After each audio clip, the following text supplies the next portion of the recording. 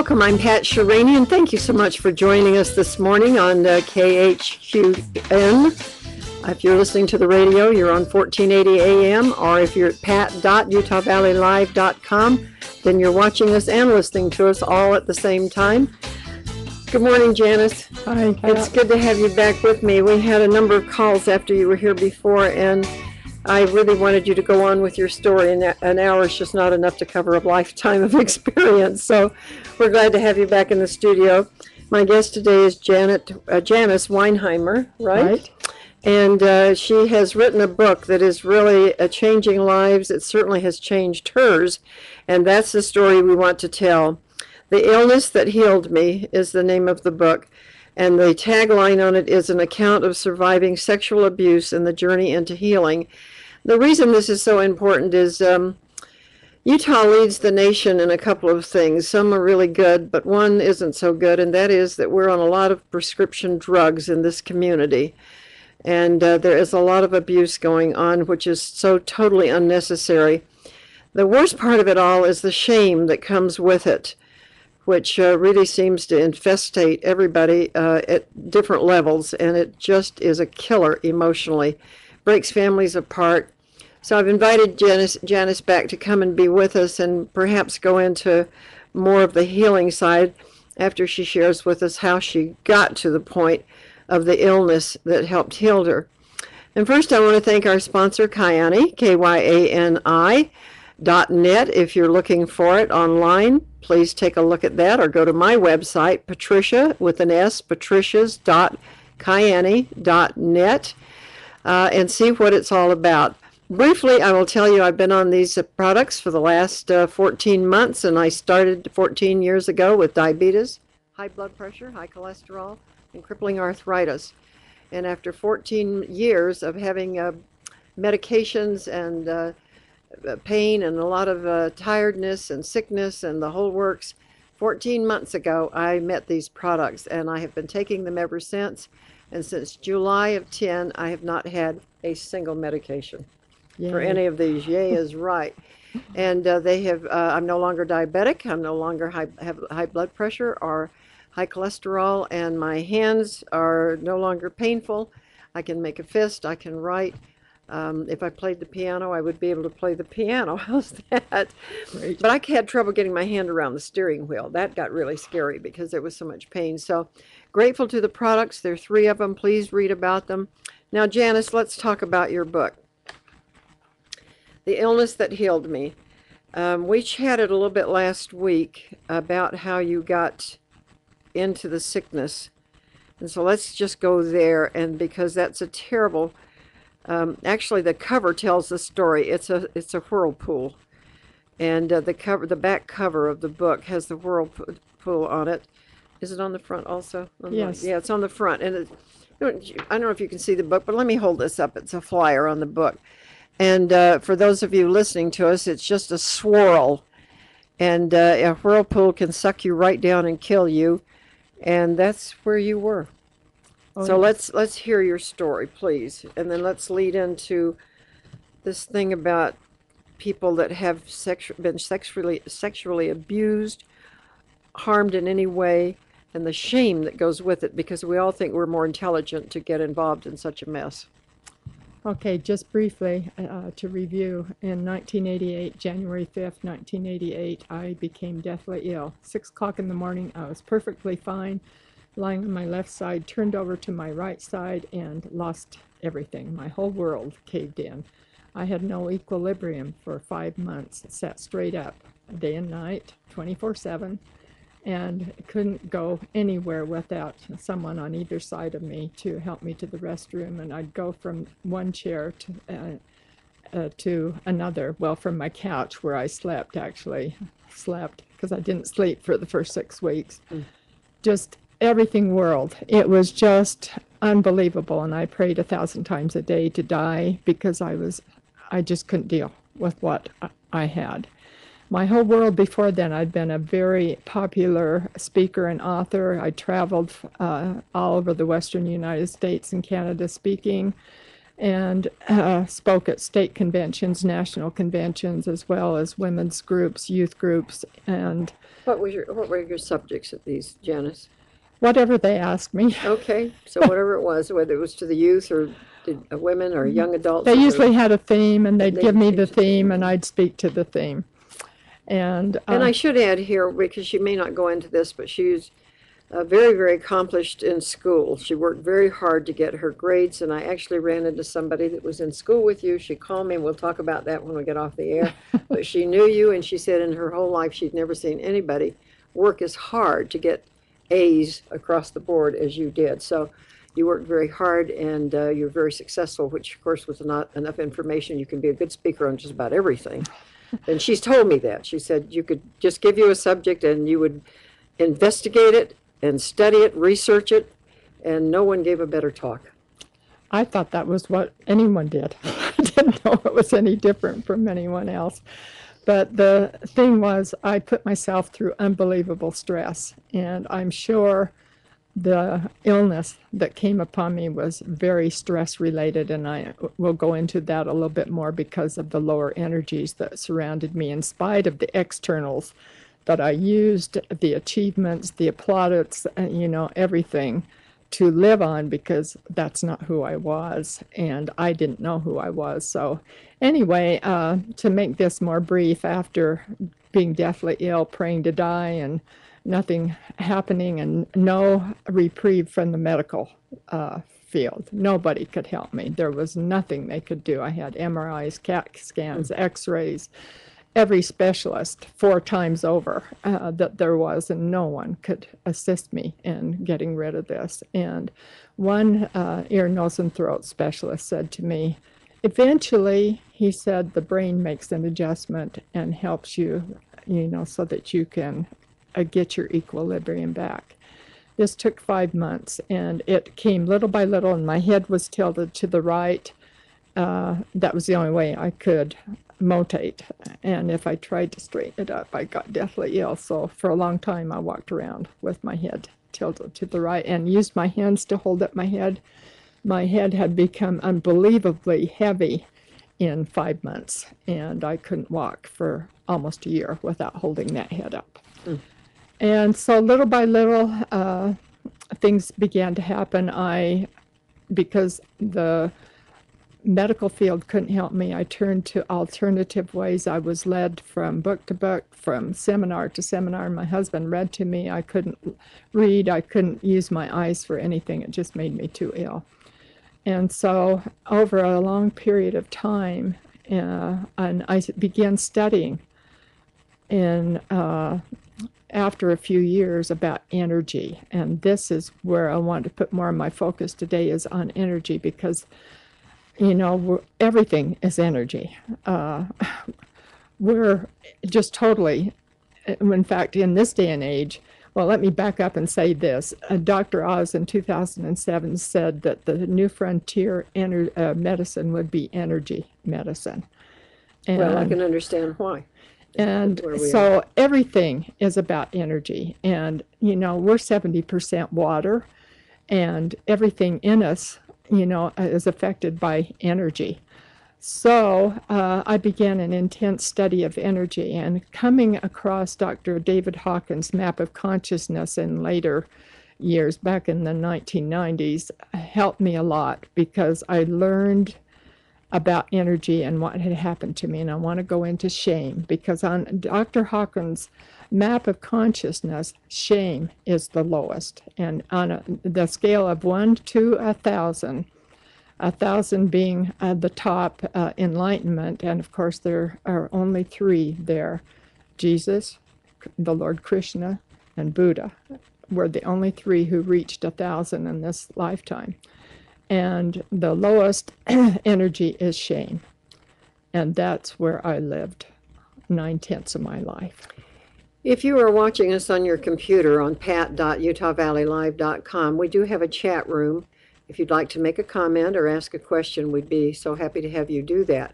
If you're listening to us on KHQN 1480 on the radio dial, We don't have a line that you can call in while we're on the air, but there is a number you can call about anything that you've seen, the Kyanie, the book, what we're doing. 801 362 9552. 801 362 9552. And my guest today is Janice Weinheimer. And let's now, if we got a little bit of the background going, let's talk about shame, because parents use shame with young children. It's very effective because everybody gets an emotional reaction almost from the very beginning of their life. And unfortunately, some have, they never get past it because things that happen to them. So you're the expert. So let's talk about energy, because I'm really into shame and what can happen to a person. I've seen it, I've been around it, and I've lived through it. Well, as a small child, I can remember my parents saying to me, "Shame on you," you know, not understanding, of course, what they were doing and what it was doing to me. But there are several things that happen with abuse, and shame is one of the biggest things with sexual abuse or with any abuse. And there's a difference between shame, where you make a mistake and you feel, embarrassed. And that's one kind of shame. I'm not talking about that. I'm talking about what John Bradshaw termed toxic shame, because it's so debilitating to you. And toxic shame is 20 on the scale of the map of consciousness. And it is just one step above death, just barely That above bad. that bad. So when people feel that way, there is that desire that you spoke about, and I have other friends that want to die. They have been in a position where they didn't want to live because they couldn't get past their past. Right, and it makes you feel totally worthless as a person. You are of no value. You have no self-worth. There's nothing that you can feel good about yourself. And these low and I have to mention here, because I do have a friend of many years that has suffered with this. No matter what we say to her about her current life, since we've known her, say 20 years, how wonderful she is, and very helpful to people, she can't get past the past, the shame of whatever happened in her young life. And it carries on, and no matter what we say, it doesn't mean anything. It's meaningless. Well, this is the same way my husband and many others, pointed out all the things I could do, the achievements I had. But this made no difference, because inside, emotionally, you feel you are worthless. And so intellectualizing or saying things isn't going to change that. That has to come from within. Nothing from the outside can change what you feel. It has to come from within. And this is what took me a lifetime to overcome, because until about 10 years ago, when I took the impact training, as we talked about, was the beginning of where I began to understand who I really was, because I had lived 60 plus years in a lie, actually, because I had made up a false persona based on what Janice could do, what Janice has, and her achievements. All of these external things were what I thought I was. And that had nothing to do with who I am. Emotionally. Well, who I am, period. Everything about you. Okay. Spiritually, intellectually, mentally, who I am had nothing to do with what I can do and achieve and acquire. And so I had to learn that. And it was a very, very painful process, but one that was very necessary in order for me to heal. And when I talk... Let me stop you right there.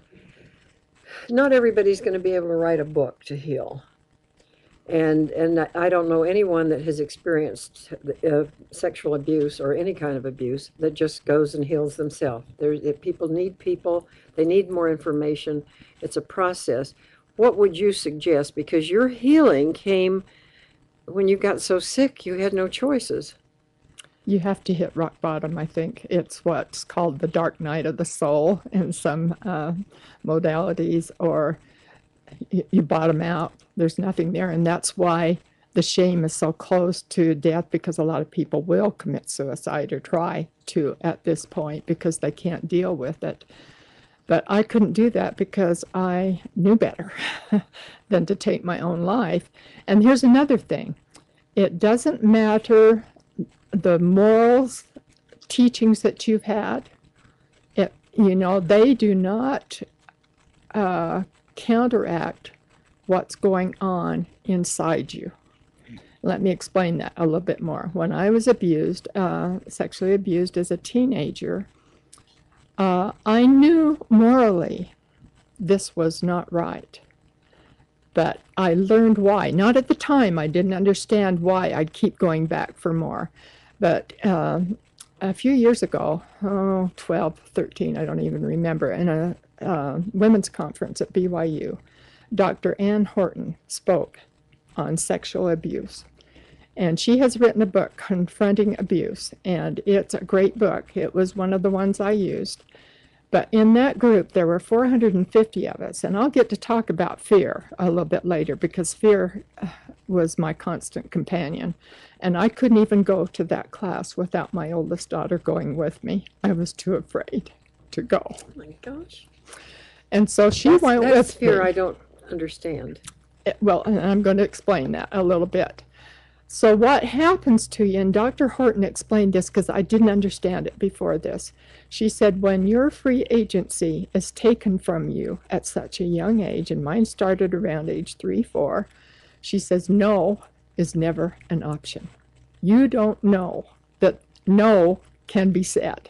So you're powerless. Yes, your power is taken away. You don't even realize you have an option of no.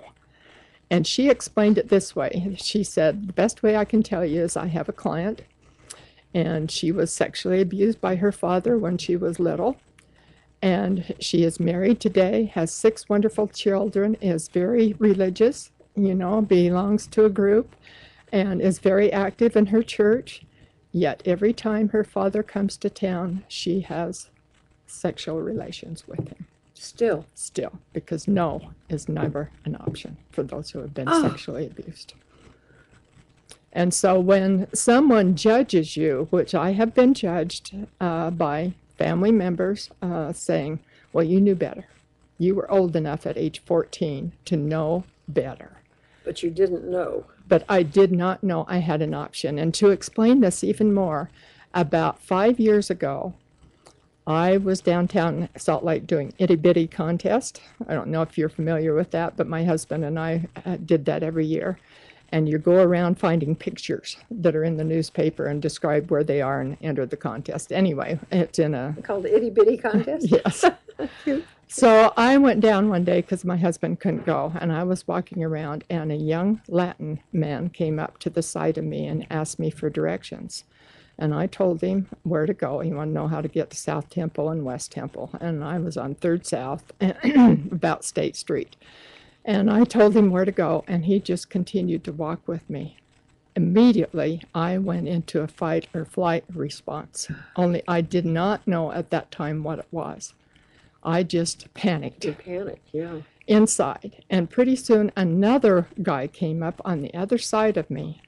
And for about 4 blocks, I am panicking and walking with these 2 guys. And when I got home, my husband said, why didn't you turn and go the other way? Why didn't you go into a building? My daughter, who has a degree in counseling, turned to me and said, you didn't even know you could, did you? No was not an option. And yet I was in a place just about 5, 6 years ago where I could have been abused again. Because I dissociate. I just go numb and blank, and this is very typical of those who have been abused. Is this sort of what happened to Elizabeth Smart? Oh, I'm sure. I mean, I've heard her talk a little bit about it. I know the grandparents, have known the grandparents. And we all felt, well, she's an intelligent girl. She could have said, no, I'm not going to go in the first place. At any point, she might have been able to walk off, several points. But she felt her will had been taken away. And there's another point, which my son, who was actually my first therapist, he's an attorney, and he knew me better, and he knew how afraid I was. And so he offered, when he found out that I'd gotten the flashbacks about my earlier abuse, he offered to assist me. For 2 years, called me. He was in D.C. working for the government, and he called me every other week. And my daughter later told me he was reading every psych magazine, every book he could to assist me.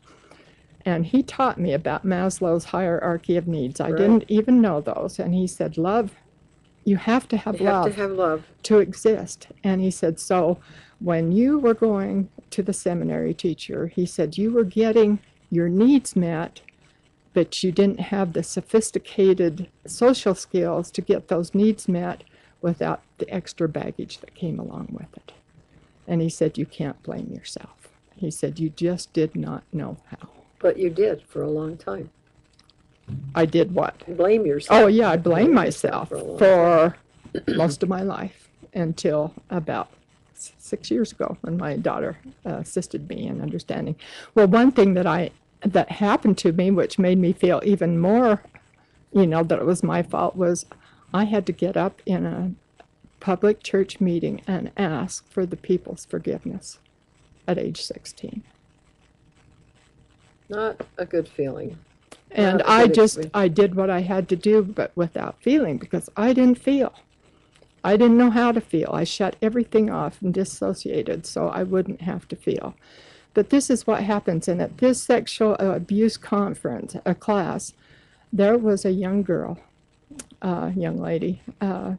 She was the oldest of 10 children. Her father was the bishop. And she had been sexually abused by her father all her life growing up. And when she got married, she had 3 children, and her husband sent her to this class. And she told us, a group of us gathered around her, and she said, I'm going out of my mind. I'm on medication. I just feel like nothing's working. I wish I were dead.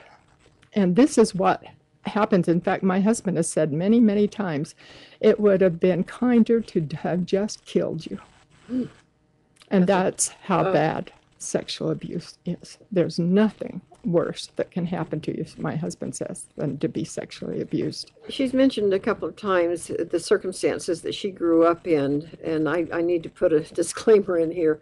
Not all people behave this way, regardless of the church you're involved in, or regardless of your neighbors, or regardless of your parents. But it happens more than we're willing to admit. And that's one reason you're here, is because I personally would really want to help people become more aware. We live in an age where everybody knows everything about everybody except the big secrets. And those are the killers that keep people, they become totally dysfunctional as adults if they do not take care of it. And so my desire is to bring awareness to the public of what can be happening to you and an avenue out of it. Well, and there's another thing too. I'm glad you brought that up, because it depends on the way you store up a traumatic experience. To someone, and I had a therapist explain this to me, said that she had a client that had been raped once. She stored it up as such huge trauma that she was more like I was. There was another one who had been raped multiple times, all through her life, and yet it wasn't a big issue to her. So it's the way you store it out. That's interesting. We each handle it a bit different. Yes, it's your makeup and, what's dealt to you, I guess, and how you deal with your life.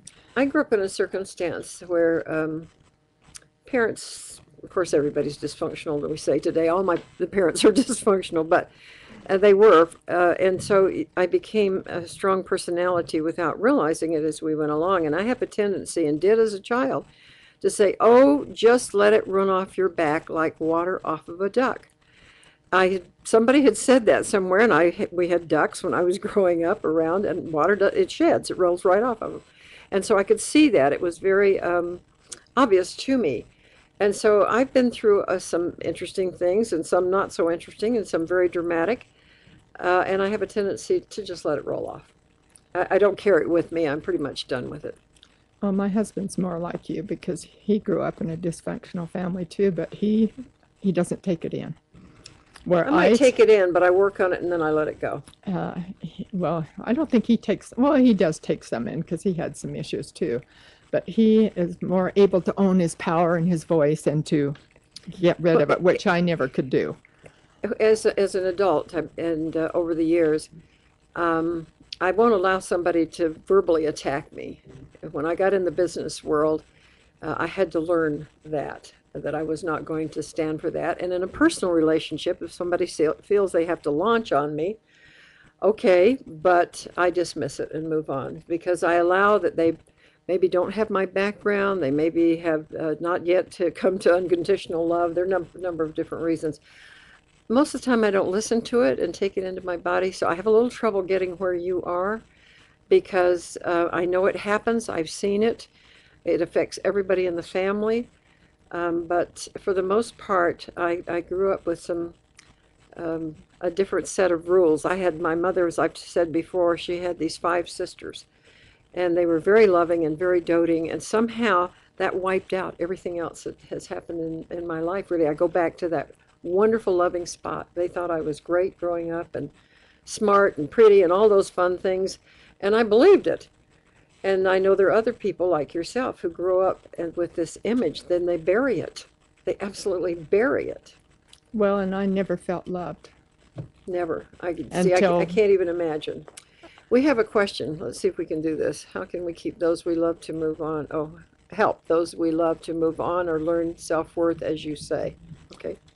Okay, that you can't just tell them, to get over it and move on. That hurts. That's a deep, Well, you dismiss them. Put down. You've got to recognize and just, back when we learned how to do, what did they call it? Active listening. Mm-hmm. You reflect back, what they're saying to you. Really let them know that you're listening and that you understand and that you love them. It's love that's going to heal. Not much else is going to do it. I mean, you can logically go through things, you can work with energy, you can do all these things, but the one thing I do know now, because I have become an energetic healer with the emotion code, Dr. Bradley Nelson, and I have to tell you that you can find that at healerslibrary.com. Wait a minute. Healerslibrary.com. Okay. There's a lot on there, and Dr. Nelson is on a video clip there explaining it in a KSL interview. But I have seen what took me years of therapy and reading and studying and impact training. I can now release that excess emotional baggage from people in a matter of minutes. Oh, that's wonderful. To hours, and I have been able to do this with myself. I can release it. I've done it with a lot of people in my family. I have assisted a lot of other people, even animals it can be released from, because we all carry these trapped emotions inside us. And they affect all they're like a ball of energy, the size of a baseball to a volleyball. Not a volleyball, to a cantaloupe. Well, that's about the same size. And they lodge in different parts of the body, and wherever they lodge, they affect that area of the body. And they can be, like I was talking about, shame is the energy of 20. Now, if you have anger, it's 150 on that map of consciousness. And if you have balls of anger stored in you, it's so easy for you to become angry because you've got that vibrational frequency always within you. So you're fighting against it all the time. You haven't dealt with it. Right. And so these have to be released. And this is what I know happened to me, is you take these balls of energy, trapped emotions, and the subconscious mind builds a heart wall around your heart to protect you from getting hurt. And it can become so thick. This is what my third therapist said to me. I had built up such a huge wall that even God's love couldn't get through to me. That's why I never felt loved. Well, it happened as a child to protect me. The subconscious mind does something to assist you so you don't get hurt. And we build these up. Well, I have now completely released that heart wall from myself and from my daughter, who was kidnapped off the school ground. And so I know what it can do. I've released it from dogs. Let me finish that sentence. But you did find her, your daughter that was kidnapped. Oh, yes. Don't leave that out there, because we all go into an immediate reaction. Children are kidnapped. So she's an adult now. And yes, she is, and has her degree. Well, I shouldn't tell you what that is, or you'll know who it is. No. All right. All my children most of them have degrees. Good. Anyway, if you are able to protect yourself. When you said you were protecting yourself by, you could speak, you wouldn't let someone, say abusive things to you. My youngest daughter, she's been through 2 abusive marriages, and she said, I will not tolerate anyone being abusive to me anymore. You draw a hard line. It gets softer as you get older. It's almost like dodging it now. I can dodge it. I can usually turn it into laughter or turn it back and say, oh, y'all don't mean that, and then dismiss it. But I also avoid situations where I think there's going to be a pushing and shoving of personalities or someone imposing their belief on me and becoming very determined about it or very angry about it. I avoid those situations as much as possible. There's no reason to get into it. I don't enjoy being upset or angry, and I love peace. Love being at peace. Let's talk about color a little bit, because when you came in, you looked so peaceful, and this pink is so pretty on you. It's a pretty color.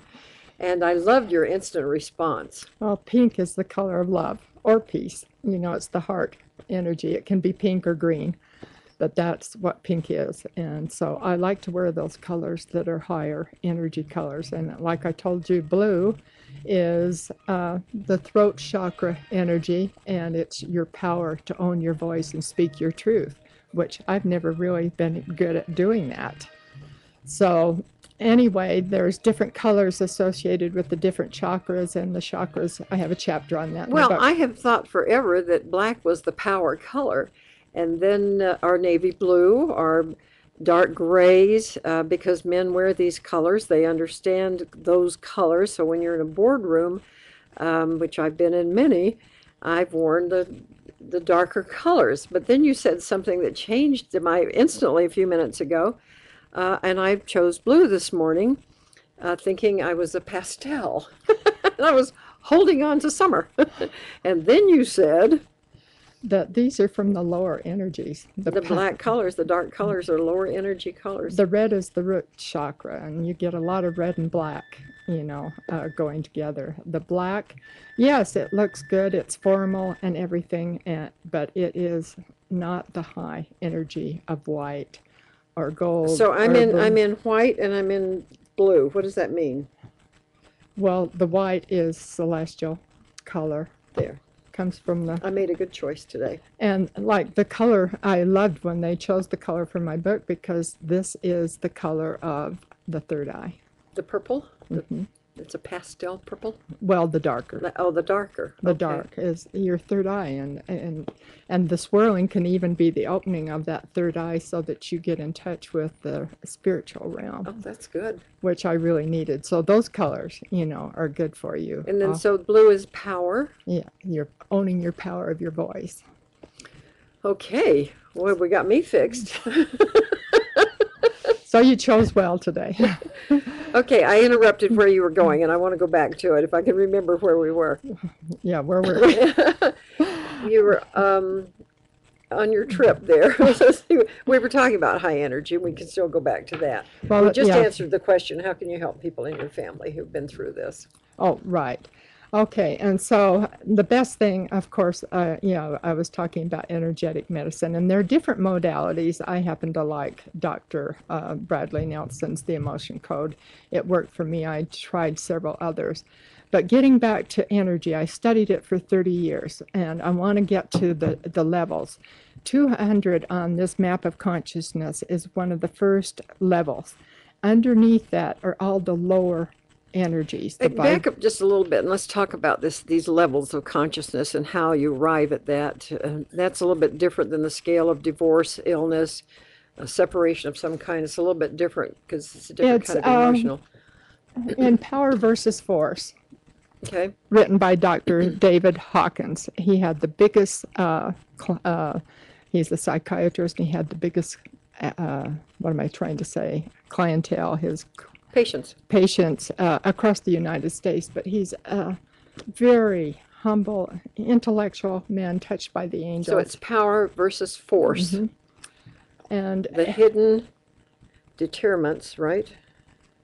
Detriments of human behavior. David Hawkins, MD, PhD. Where is he? Where's he come from? Well, right now he's in Arizona, okay. In Sedona, I think, is where I know. So there's one that we should all read? Oh, yeah, definitely. This is where you'll understand all about the energy, the weaker energies, the frequencies, and what they do to you. And anything under 200. Now remember, we're going from 1 to 1,000. 500 is the level of love. That's one of the big breakthroughs. 200 is the cutoff between the higher and the lower energies. And when I'm talking about So wait, let me do a scale here. So what's at the top? enlightenment, Okay, so that's the top. where Okay. Jesus Okay, and then the bottom of that is one. pole would be But 20 is where they first starting, and that's Okay. shame. shame. Okay. And then goes guilt at 30. Guilt is next. And it goes up. I mean, they're lower energies. Fear, 100. And that's where, I mean, fear was who I was. In fact, in the impact training, one of the staffers said, "You are just one big bag full of fear." Wow. And this is to let you know they could see right through you, because I thought my persona was who I was. And when she said that to me, it was, how do you know that? They could see it in you. Yes, they were trained, and I staffed later, so I learned how to be able to read people's walls, because you put up walls. So the opposite of fear would be you're secure, you're fearless. Would that be? I don't think sounds like it would be, but I'm not sure on the scale I it don't would think work that there's way. really opposites in these lower energies. It's like people say love and hate. Well, that's not an opposite. It's just a lower energy. Okay. You don't even want to be there. You want to move into the higher energies, because this is what they vibrate at. The frequency that you're vibrating at is very low. It weakens you, and it brings in all manner of illness and disease. No wonder I got so deathly ill. I was at 20. Oh, my word. So you want to get above 200. 200 is courage. And that was a huge step for me. Courage. To step out beyond the fear, beyond the shame, and to. Were you all hung up on what people thought about you? Was that the whole root of this? Is that what I'm hearing? That you wanted approval so much that you held all this stuff inside of you. You were willing to live with this terrible fear, everything that had gone on in your life, this abuse, to be pleasing? Well, and that was my other name in the training, was people-pleasing junkie. My goodness, there's no chance that's going to happen. So then let me just take a little minute here, because what I hear then, take a hard look if you're a pleaser and unhappy about it, or feel that if you've got Why do you do it? Why do you do it? Why do you try so hard to? Well, we're taught to. Let's start there. Oh, yes. I grew up with a different story. I was hard-headed about a lot of things, and then you get the tag of being a little bit ornery and argumentative. And I was. If I didn't believe in something, you had a hard time convincing me. Even as a child, I mean, you had to prove why. Why do I have to do that? And the tech person just wrote a little bit. Ha, that was sarcastic. So, but I'm having some trouble here, because I know there are a lot of people. I'm in a neighborhood. I'm around people that are so kind and so pleasing, and I've learned how to be kinder and how to be more gentle and how to be more giving. But I haven't sacrificed anything to do that, I don't think. I'll be grateful, because that's very cancer prone. All right. And that leads me to something we haven't even discussed or talked about, but I have lost wonderful, beautiful friends who have held it all in. They are so pleasing at all times, pleasing with their families, pleasing with their children, pleasing with their neighbors, pleasing. Meanwhile, if I get upset, if I feel like I've got grounds for it, I'll argue with you about it. I don't want to create a disruption in anybody's life. But if I feel that you're wrong, I will voice that. But I also voice my emotions. And there's nothing wrong with stating how you believe or how you feel, because you can do that in a kind, compassionate way. And that's the piece I've had to learn. Yes. Don't blow the bridge up. You may have to walk back over it.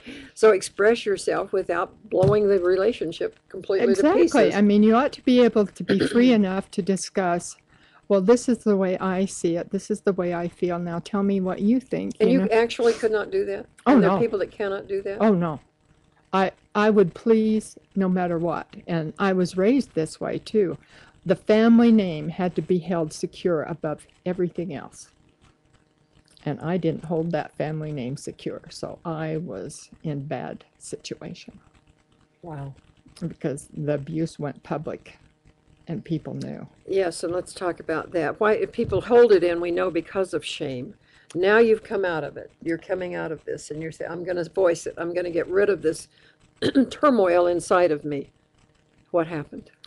Well, first of all, the impact training, the therapy that I went through, assisted me in fact, Kent said, don't keep it a secret, because keeping abuse secret does nothing for you. It only protects the perpetrators. Let's say this again to our listeners, and meanwhile, if somebody will find me a clock, I'll know how much time we've got, because I don't have a watch on today. Okay, let's say that again, because people need to hear it. They need to give themselves permission to take some action here. Even when I went public at first with my abuse, I was accused by people in hierarchy in my church of, I can't deal with people making things like that public. That only protects the perpetrators.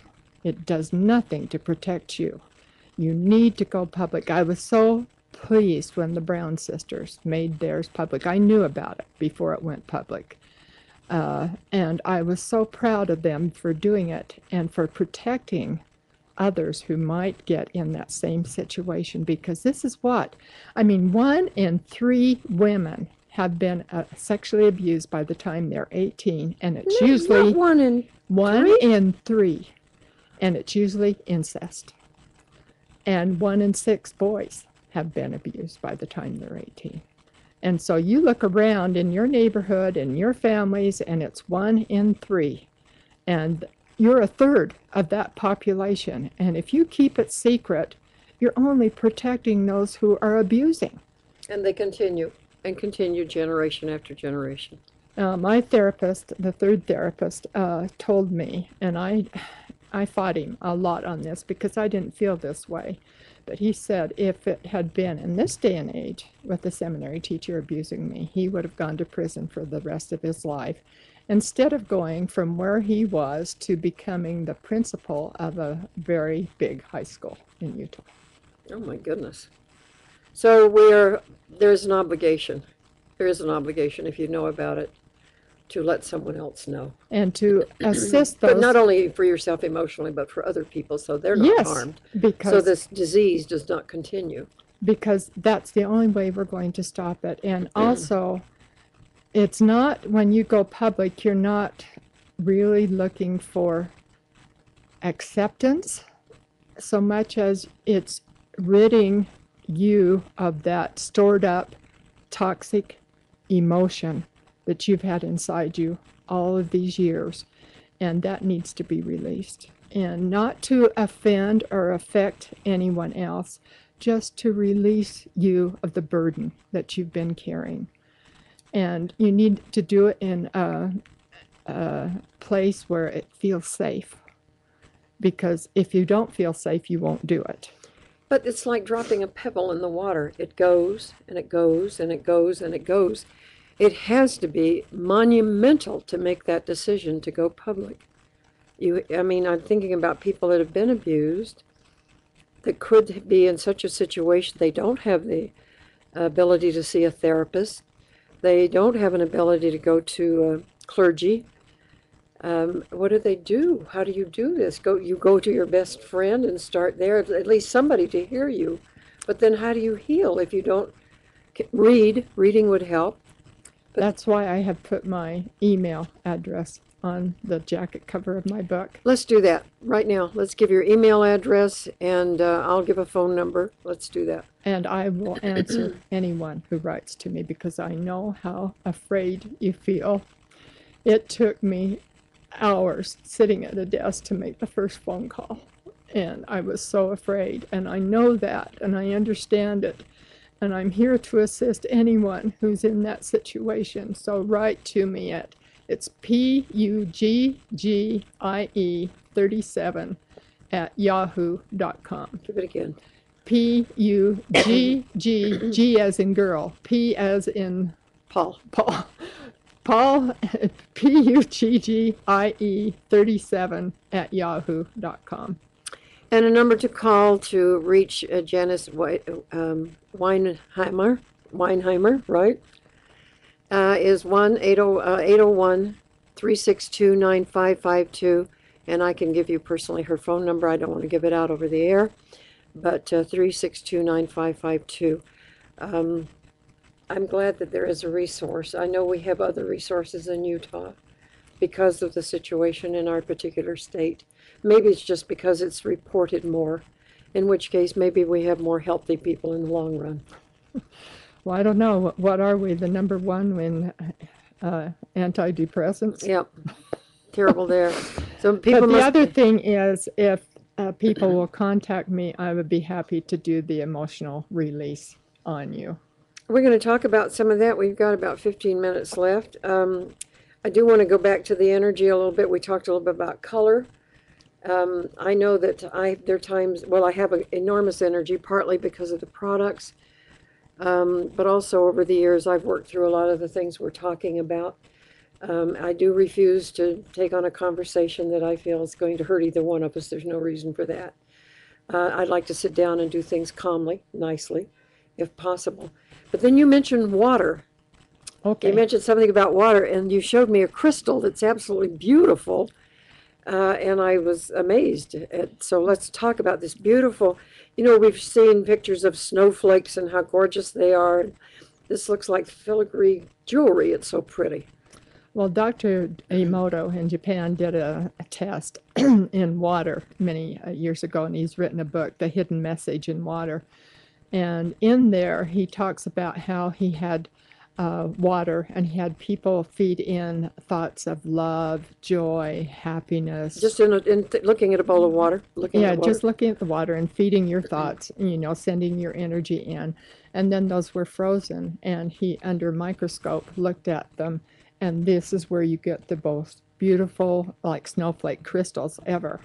Then he had people also feed in hate, war, jealousy, envy, all the negatives, and fed in and did the same thing, froze it, put it under the microscope, and they were just like big globs. They weren't anything. And so because of this, when I read this, I now have a glass of water always on my counter, and I have infinite love and gratitude, joy, peace, all written on that, because I know that's what I'm feeding into my body all the time. So this is a positive where you can do this. We know that if we're 70% water, don't we want to feed in those messages of love and above that? Now, I just thought of something. Years ago, I remember somebody saying that saying prayers can bring great peace to your body.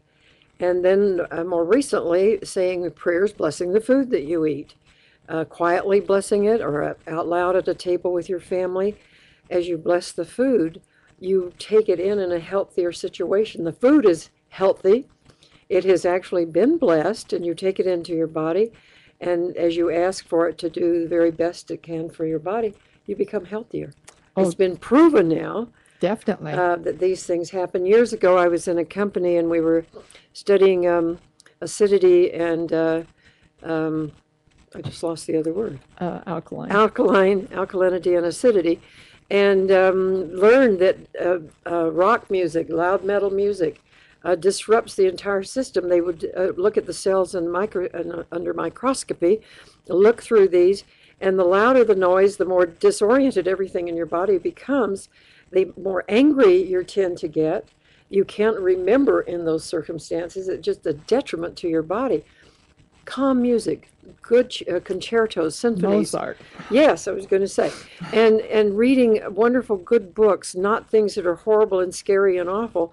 And we have a whole generation that seems to just get a kick out of being scared to death. And so I just think a lot of things can be avoided that will keep us healthy and keep our energy up instead of down.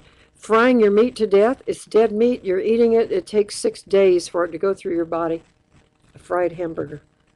Why are we doing this to ourselves? And there's a lot in my book on this. Is there? All this is in the book? Yes.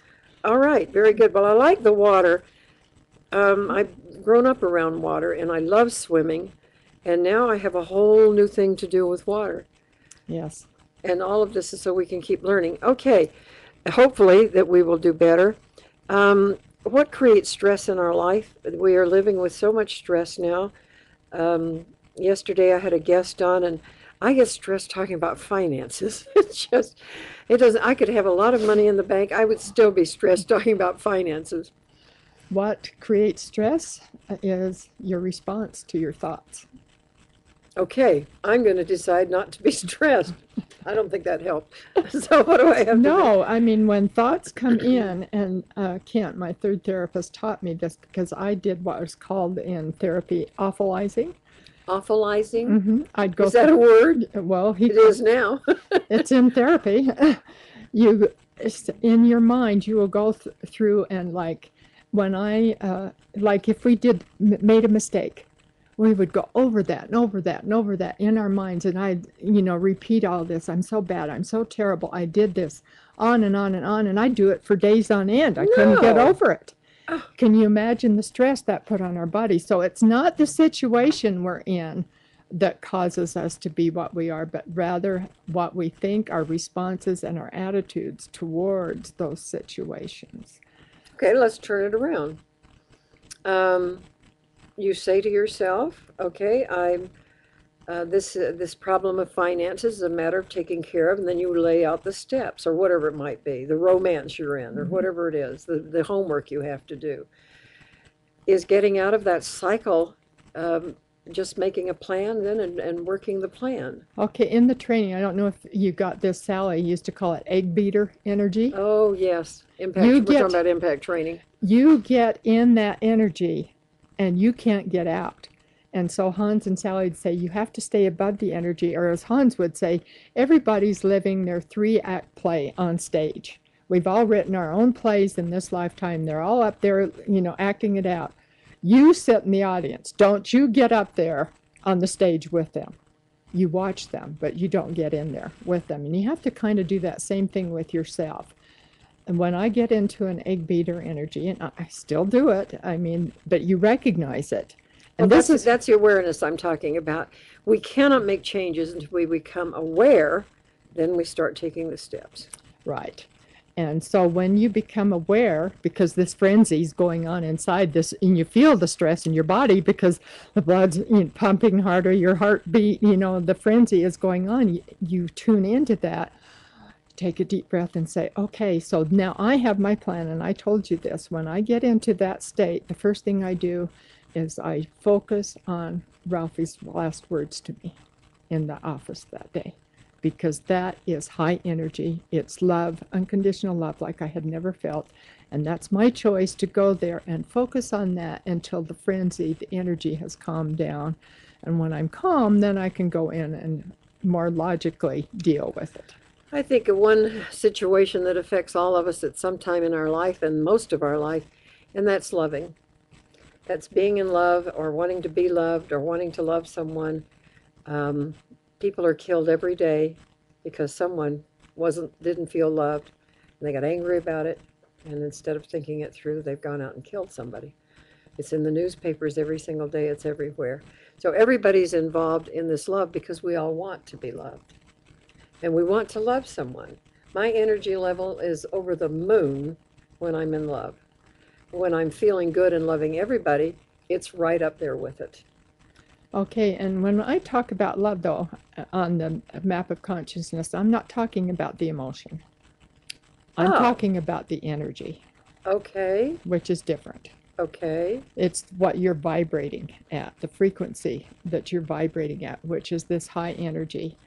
And it's the peace. It's not the emotion of feeling in love or being loved, but I don't know how to explain it other than it's a higher vibrational frequency. So what do you call it then? It's If it's not called I'm in love, or somebody's loving me, or I love my child, or I love my whatever it is, my neighbor, or there are different intensities, and I call those emotions. yes, and you're talking about emotion. I'm talking about a vibrational frequency of love. Help me understand. How can I explain this? Did you know you were going to do this today? No, she No. didn't know this. Is that on the paper anywhere? No. Okay, love is who you are. Okay.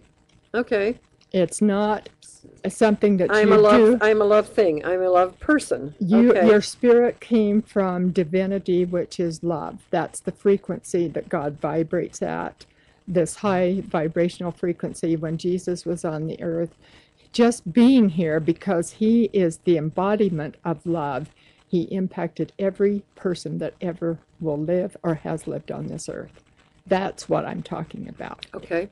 It's a power. It's a power. The power of love, the frequency, the vibrational And it can intensity. either be high or low, depending on what's going on around us. Is that right? Well, love is going to be 500. That's the frequency. I'm not talking about the emotion. All right. Because. So let's say that you are 500, just a 500 love.